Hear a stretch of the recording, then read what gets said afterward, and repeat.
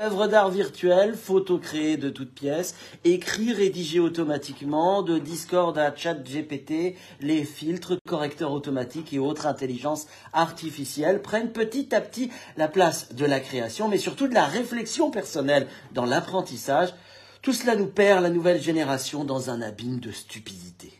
À partir de la seconde, tous les élèves ont un PC gratuit, et même si on nous assure que les ordinateurs sont bridés d'expérience, je peux vous dire qu'il ne faut pas plus d'une semaine pour que les élèves craquent le dispositif. Bah, évidemment. Mais ce qui me gêne, c'est la complicité de l'éducation nationale et de nos chers pédagogo-démagogues dans cette fuite en avant vers le tout numérique. Les devoirs à faire en ligne, les traducteurs autorisés, les recherches à réaliser sur Google. Pas étonnant du coup si j'ai la guerre à la maison quand je dépose sur un bureau un dictionnaire ou que j'invite à la lecture d'une encyclopédie pour découvrir la période carolingienne. Une encyclopédie, vous savez ce que c'est au moins? Bah non, c'est pas le nom du dernier personnage de Minecraft. On nous dit que c'est le progrès. Bon d'accord, mais la paresse intellectuelle se nourrit des écrans, et si vous ajoutez à cela l'écriture inclusive, la transmission non chronologique de l'histoire, ou encore l'apprentissage par le jeu, jusqu'au politiquement correct, je comprends que nos têtes blondes aient envie de changer de sexe à partir de 13 ans. Alors oui, je suis réac et en même temps, je suis pas un modèle. J'ai 2 téléphones, une tablette et un PC. D'ailleurs, moi-même, la mémoire me manque pour convoquer les grands auteurs, trouver un bon mot qui me satisfasse ou apprendre une tirade par cœur, juste parce qu'elle est belle.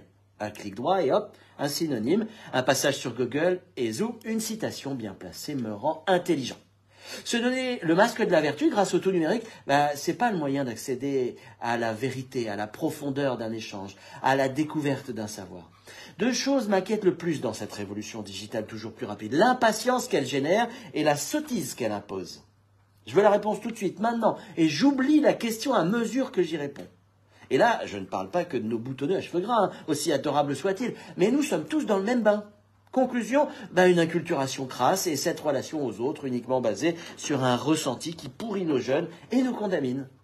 Alors oui, mon professeur des écoles est choupinou, ma prof, mon enseignante est trop stylée. Mais c'est par la qualité de son discours, sa pédagogie, son intelligence que l'on doit admirer notre maître plus que par son sourire, sa tenue ou la sympathie immédiate qu'il inspire.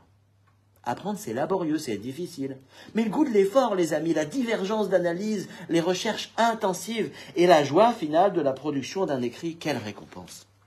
Allez, après l'effort, le réconfort, à vaincre sans péril, on triomphe sans gloire et surtout, comme disait Courteline, passer pour un idiot aux yeux d'un imbécile est un délice de fin gourmet. Messieurs les éducateurs 2.0, je vous salue bien. À la semaine prochaine et bon carême.